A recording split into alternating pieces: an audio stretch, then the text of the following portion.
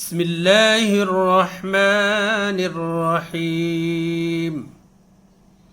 ناظرین و سامعین، السلام علیکم ورحمۃ اللہ وبرکاتہ۔ تجوید القرآن کے سبق نمبر 18 کے ساتھ ایک مرتبہ پھر آپ کی خدمت میں حاضر ہیں۔ آج انشاءاللہ آپ کو مد کی تفصیل بتائی جائے گی اور مد کی اقسام کتنی ہیں، ان کو ہم نے کس طریقے سے پڑھنا ہے، کیسے ان کی ادائیگی کرنی ہے اور کتنی ان کی کھینچنے کی مقدار ہوتی ہے، وہ انشاءاللہ آج آپ کو بتایا جائے گا اس سلسلے میں۔ تو چلیے ہم آج اپنا جو سبق ہے اس کو ہم شروع کرتے ہیں۔ سبق نمبر 18۔ اعوذ باللہ من الشیطان الرجیم، بسم اللہ الرحمن الرحیم۔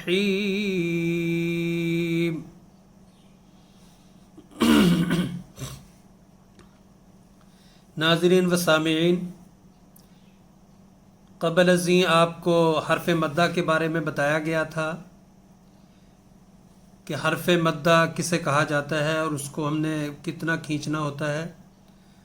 ایک مرتبہ پھر خاکسار آپ کو اس حوالے سے بتا دیتا ہے۔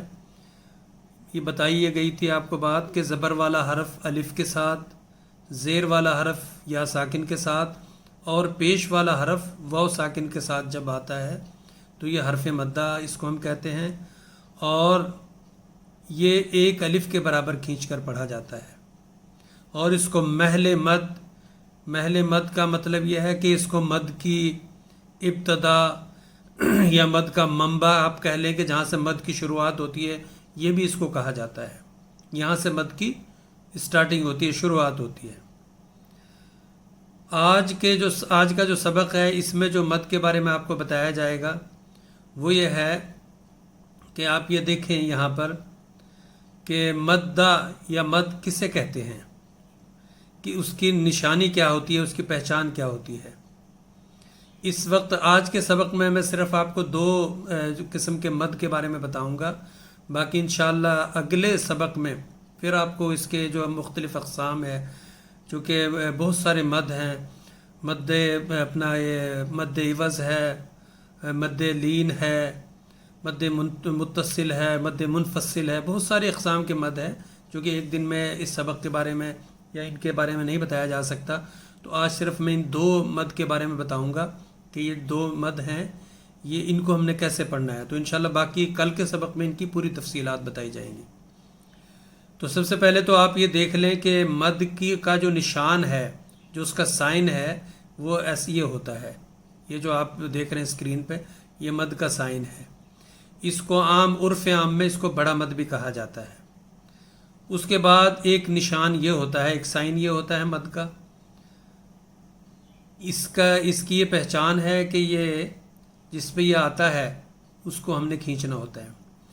اور مد کے جو معنی ہیں، اس کے لغوی معنی اگر ہم دیکھتے ہیں تو اس کے لغوی معنی یہ ہیں کہ اس کو یعنی اس حرف کے اوپر، جس حرف کے اوپر مد آتا ہے اس کو ہم نے کھینچ کے پڑھنا ہے، لمبا کر کے پڑھنا ہے، اس کو ہم نے لانگ کر کے پڑھنا ہے۔ عام جو حروف ہوتے ہیں ان کو تو ہم اتنا نہیں کھینچتے، لیکن جس کے اوپر مد آ جاتا ہے اس کو ہم کھینچ کر پڑھتے ہیں۔ اور اس کی مقدار میں نے بتایا آپ کو، ایک الف سے لے کے 2 الف، 3 الف، 4 الف اور 5 الف کے برابر بھی اس کی مقدار ہوتی ہے کھینچنے کی۔ تو آج جس مد کے بارے میں بتایا جا رہا آپ کو، ایک تو یہ ہے کہ جو بتایا میں نے کہ یہ بڑے مد کی بھی پہچان ہے اس سند القرآن کے مطابق، اور یہ ہے چھوٹے مد کی پہچان۔ تو چلیے اب ہم مد اس کی طرف چلتے ہیں۔ تو یہ آپ دیکھ لیں کہ یہ یعنی اس بتایا گیا ہے، یہاں لکھا ہوا ہے سند القرآن میں بھی کہ اس لیٹر کو یا اس حرف کو کہتے ہیں، اس سائن کو کہتے ہیں کہ جس کو ہم پرلونگ کرتے ہیں۔ اس کی ایگزامپل یہ ہے، جیسے یہ چھوٹا مد ہے، ہا الٹا پیش ہو، چونکہ اس کے اوپر مد بھی ہے۔ اب جیسے یہ لا، لام الف زبر لا، لیکن یہ اس صورت میں ہوتا ہے اگر اس کے بعد حمزہ آ جائے کسی حرف میں، تب یہ جیسے کہ یہ ہا الٹا پیش ہو، اس کے اوپر مد ہے تو یہاں یہ اس کے لیے شرط ہے کہ اسی صورت میں اس کے اوپر مد آئے گا جب یہاں حمزہ ہوگی اس کے بعد، یعنی حرکت والی حمزہ ہوگی، زبر زیر پیش والی حمزہ آئے گی. یہ چلیے اس کی جو مثالیں ہیں یہ دیکھ لیں. یا، یہ چھوٹا مد بھی کہتے ہیں، اس کو ہم نے 2 الف کے برابر کھینچنا ہے. اس کو کتنا ہم نے کھینچنا ہے؟ یعنی 2 الف کے برابر. یا، جیسے کہ آپ کو بتایا کہ حرف مدہ 1 الف کے برابر کھینچ کر پڑھا جاتا ہے، لیکن یہ کھڑا زبر کے اوپر چونکہ مد ہے اس لیے اس کو ہم 2 الف کے برابر کھینچ کر پڑھیں گے. جیسا کہ یا، لا، اس کو ہم 3 الف کے برابر کھینچ کے پڑھیں گے اس مد کو. سا،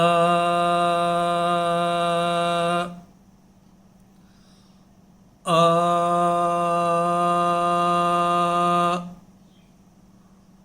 ہو، ی، ہا، سو، فی، نی،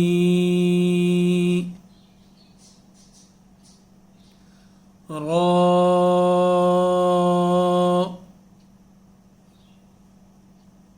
اب اس کی جو ہے نا وہ ایکسرسائز یا مشق ہم کریں گے، چونکہ مختلف حروف ہیں، ان کے اندر ان کو ہم نے کیسے پڑھنا ہے، مد کی ہم نے کیسے ادائیگی کرنی ہے یہ آپ نے دیکھنا ہے.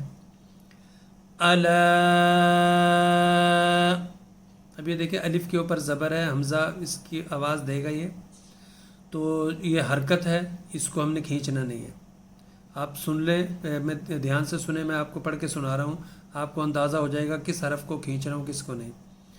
الا، الا، سواء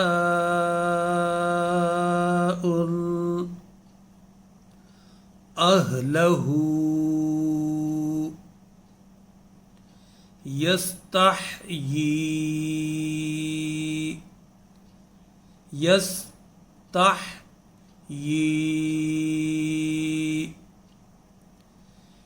بہا او دین، بہا او دین، یا آدم، یا آدم، لہو اخوۃ.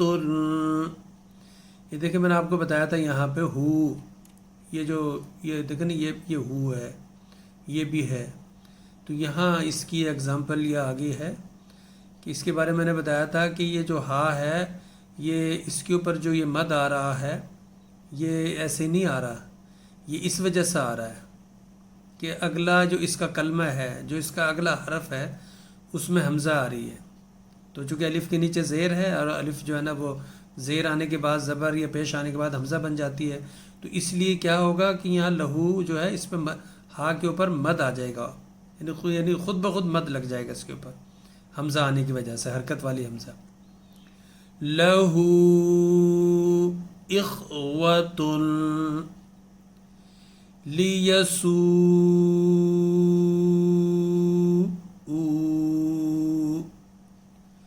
لیسوء،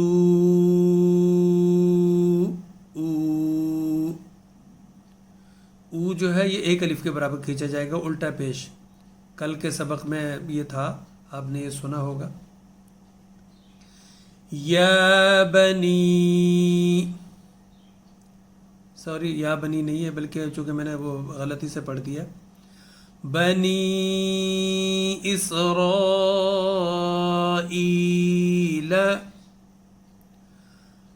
بنی اسرائیل،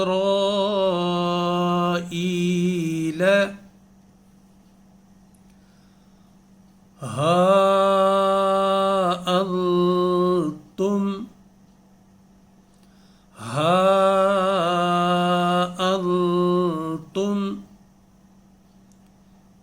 یا ابلیس یا ابلیس آتینا آل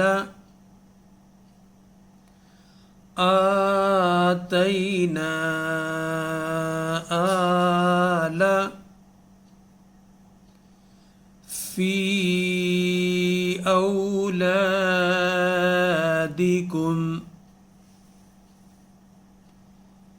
فی اولادکم. یہ فا جو ہے یہ حرف مدہ تھا پہلے ہی، لیکن اگلے کلمہ میں حمزہ آنے کی وجہ سے یہ اس کے اوپر جو ہے نا یہ مد چھوٹا مد لگ گیا ہے، اور اس کو ہم 2 الف کے برابر کھینچ کر پڑھ رہے ہیں ابھی. او اس میں حرف لین ہے، اور لام الف زبر لا یہ حرف مدہ ہے، دال میں حرکت ہے، اور کم جو ہے کاف میم پیش کم اس میں حرف ساکن ہے. یہ بھی جلدی پڑھا جانے والا، تو اس کو ہم پڑھیں گے فی اولادکم وورثہ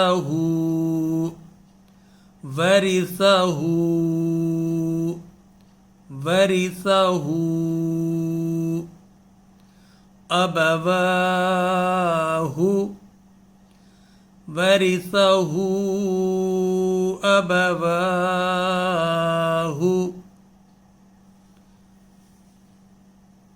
نساء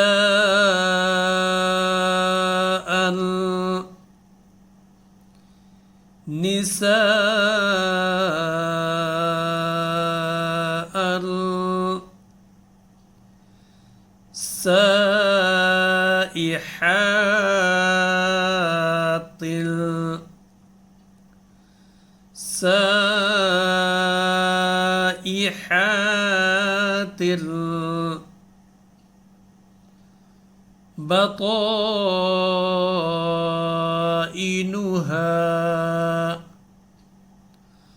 بطائنها.